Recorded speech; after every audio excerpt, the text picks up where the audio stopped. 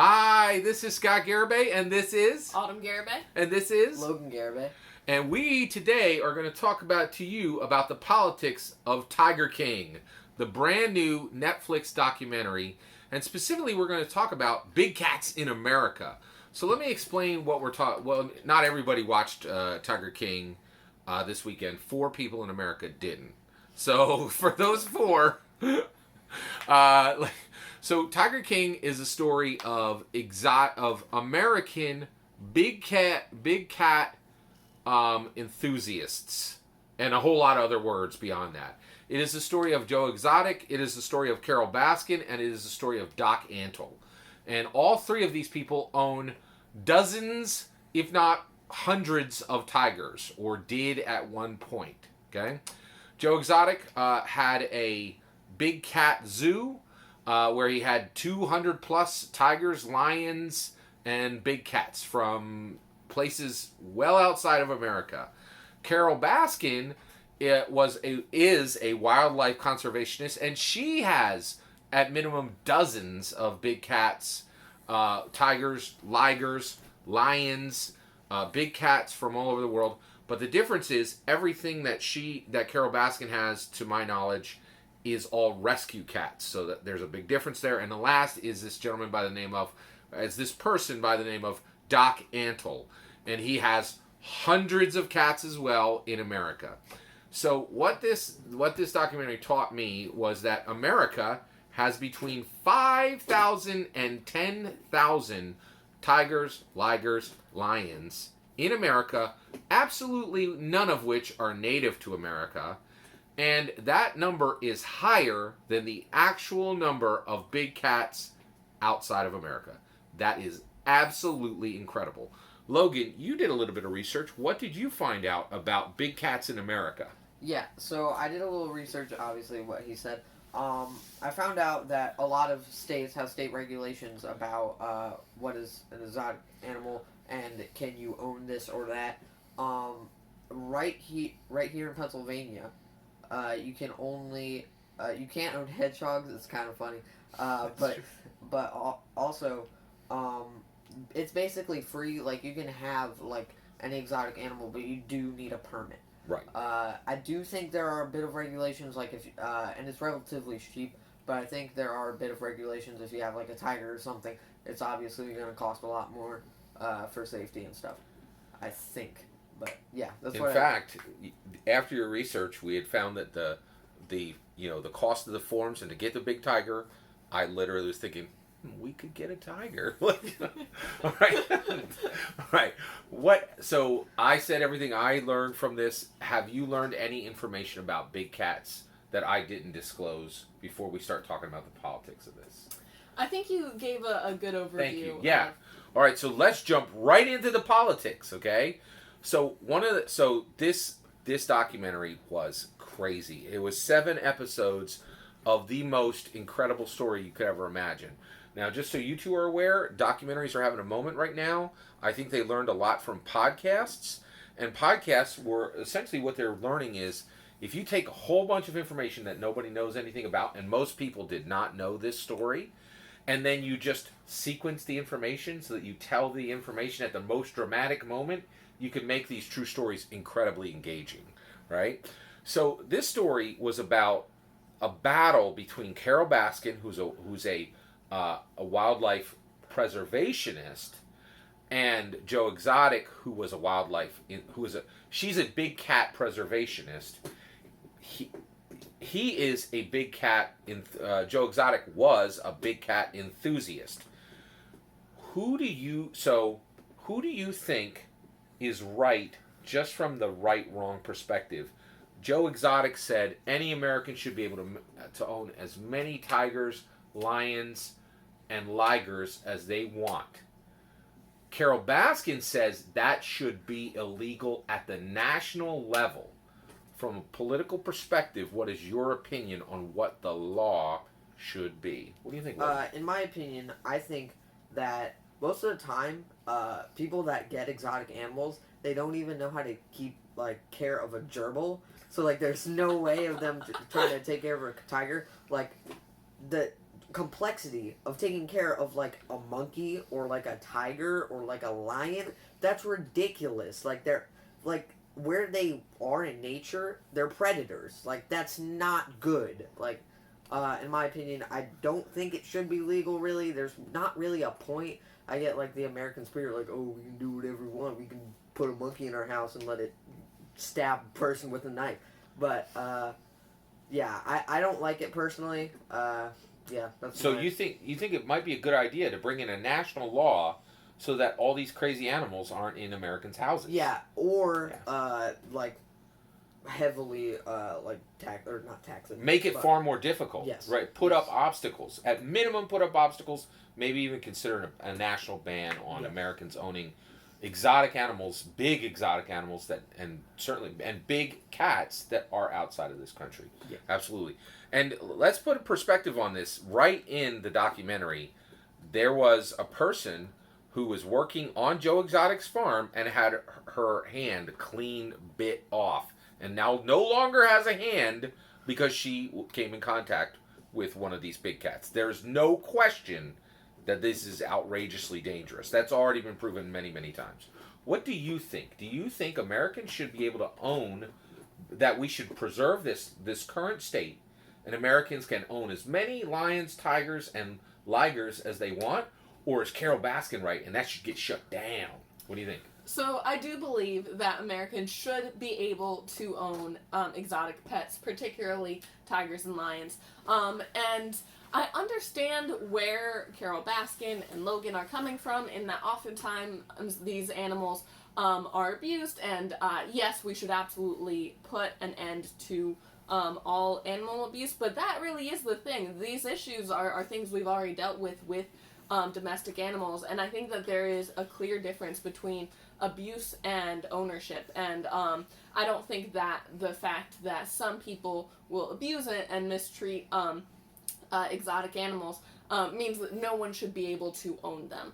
And actually, as I was thinking about this, if I could bring it into the politics a bit more, I think that you could say a similar thing about the U.S. presidency. Like, we're looking at a time where we're going to elect someone to kind of run America, metaphorically, be its owner. And it can be discouraging because I think that different politicians, we've seen some abuse of power, but democracy as a whole, I think, is this really awesome, powerful thing, like a tiger.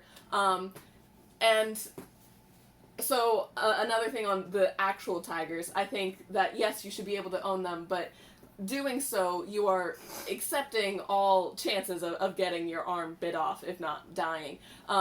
So similarly, all of the craziness we see in the American political system, it can get crazy, but I feel like we've also almost signed on to it by just being a democratic nation. So that is my opinion on both tigers and democracy. What are your thoughts on that? I'm totally for Americans owning as many tigers, ligers, and lions as they like, for two reasons. So reason number one is we have an immense amount of freedom. Freedom is exactly what the word is, and part of that is freedom to be stupid. I think owning a tiger in America is stupid, right? Anybody who would go down this road is taking unimaginable risks for incredibly small returns. But one of the reasons why America is so baller is we have the right to be stupid, right? And that's not a small thing. So when you let people do stupid things, sometimes they get really good at doing stupid things, right? And then those stupid, crazy, outlandish things just become part of the American mythos. And we are the cool kid on the globe, man. And one of the reasons why is we got 5,000 tigers who live in America who weren't even from here. Like, America's just amazing on 15 different levels. That's reason one. Reason two, this is a big one, right? Y'all don't know this, but I lived in Indiana for 2 years, and in the middle of the country, right? And I can tell you right now, I live in Philadelphia, and now I'm a coastal elite, right? And I've literally gone to every single art museum that Philly has, and I can go to, I've been to ballets, and like, I live on the East Coast, and you could do whatever you want in Philadelphia. There's nothing you can't do. There's no cultural event you can't go to, right? But when you live in Oklahoma, which is where Joe Exotic's zoo was, he did some terrible things. But for like 2 decades, people in Oklahoma could go see a tiger. That is not a small thing. And frankly, sitting on the coasts and surrounded by culture and ability to do whatever I want, whenever I want, and all the luxuries of the world being brought to me in this great, awesome, baller Philadelphia city. But it's not like that in the middle of the country. And so I think that people who live in Oklahoma should be able to see the majesty of a lion, be able to see the majesty of a tiger, be able to see the majesty of a liger. And the idea that they wouldn't be able to do that because somebody shut them down, I'm not down for that. So I think freedom is an important word. So I think we absolutely should be able to have these. Do you have some rebuttals? I have a comment. Yes. Is it majesty if they're being abused in a separate country where they were born? It's a great point. I am not for tigers, lions, and ligers being abused. I think we already have animal abuse laws on the books. It is illegal to abuse an animal. And even in Pennsylvania, you need a form. So basically, we have people who are breaking the law, and I don't think that their law breaking should be used to take away rights from law-abiding citizens. And I think there are some Americans who truly love these animals. I have to give some points to you, though, because it was super clear from the documentary that an absolute ton of these animals came from some dude gets super rich from some type of crime, and then orders in with literally with crime money. And so that is, to your point, that's how a lot of them get here. But again, I think you don't make the law for what the worst of us are doing. You allow freedom for what the best of us can achieve. That's my take on it. All right. Now, let's get super political, right? I want to talk about the retreads and the resurgence, okay? So the retreads are Joe Biden and Bernie Sanders. Bernie Sanders ran in 2016 and lost. He's running in 2020. He's going to lose again. Retread. Biden, we had him for 8 years as a VP. Had him for VP. Then he skipped and was like, I don't want to run in 2016. And then came back and said, oh my gosh, I cursed you all with Donald Trump. I'm back to save you. So he's a retread, right? So let's talk about the retreads and let's talk about the resurgence.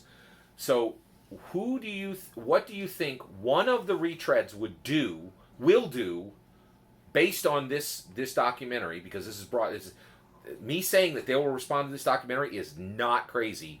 Blackfish was a Netflix documentary, and it made a ton of vegetarians, and there were laws that got made directly from that documentary, okay?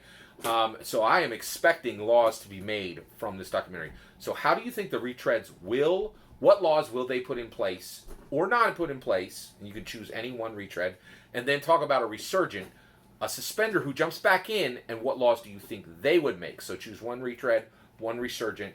Let's go through. I'll go first if you guys want to see an example, but if you're comfortable, yeah. So I will pick Joe Biden's one.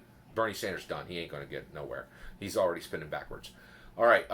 So Joe Biden, he will make no laws to fix this. He will leave things exactly the way they are.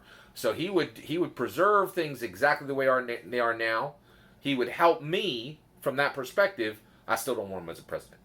Andrew Yang, resurgent. I am suspecting that he will unsuspend, jump back in when Joe Biden lays down his delegates and allows the entire thing to be rebooted when Joe Biden drops out as a candidate, which I'm predicting will happen between 2 weeks and 2 months. I don't know the reason why, but I'm almost positive it will happen because just from math. Okay? I think Andrew Yang will come back in, and I think Andrew Yang absolutely would he would do what you said. He would make big cats far more difficult to have and put a real stranglehold on big cats in America. Don't like that, but that's okay. I'm willing to. Andrew Yang stands for a whole bunch of things that I'm not down with, but that's totally okay because he's brilliant, he's an incredible communicator, and I trust him. What do you think? Yeah, so I think that these politicians will both respond to Tiger King in laws specifically about tigers, but in also generally talking about Joe and Carol and their rivalry. Right now, we're also seeing a rivalry between these candidates and then between and Trump, and I think there's a lot to learn there. Specifically, it was clear they were both shouting at each other, calling each other hypocrites because they were both keeping tigers, right? That's arguably true. Yeah. unethically, right? And I think that it shows that it's not a good look when you're coming at someone, or even when you're shutting something down someone's idea without a good alternative. So for that, and that's another reason I think the Tigers should stay. Let the Tigers tiger. Because as of now, there are not many good alternatives. If someone were to do that, I do think that it's possible for some great, very ethical alternative. If I were to put that to anyone, it'd be Tulsi Gabbard as a resurgent. She's a pacifist. I think that she probably cares as much for tigers as she does for people. And then I agree with you. Was it Biden would keep the yeah, I think Biden would not not do any. Yeah. I don't think he would put it in play. Do you agree with that? Yeah. Right, thanks. Logan? What do you think, Logan? I was a little bit confused on the question, so I don't get the resurgent part. Oh yeah, so pick a candidate who's already dropped out and say and imagine that they jump back in. Oh, and then what they would do. Okay. Yeah, absolutely. So first of all, do your retread. Yeah. Biden or Bernie? What do you think? I'll just do Biden. Biden, I think, personally, I would think he would put restrictions and stuff on exotic animal ownership. It's not that crazy because he could get a lot of points. That's true. Go ahead. And also because it's just absurd now, and like the debate's gone up because of this documentary, just like Blackfish. Blackfish, yeah, exactly. And so, I do think Biden will change laws so it's a lot more harder, or you can't even own a lion, a tiger, or a liger. Yeah. Yeah. Quite possible. Are there any any resurgence? Anybody who you think could jump back in and would make some type of law? What do you think? I think Cory Booker. Great point. Yeah. What do you think he would do?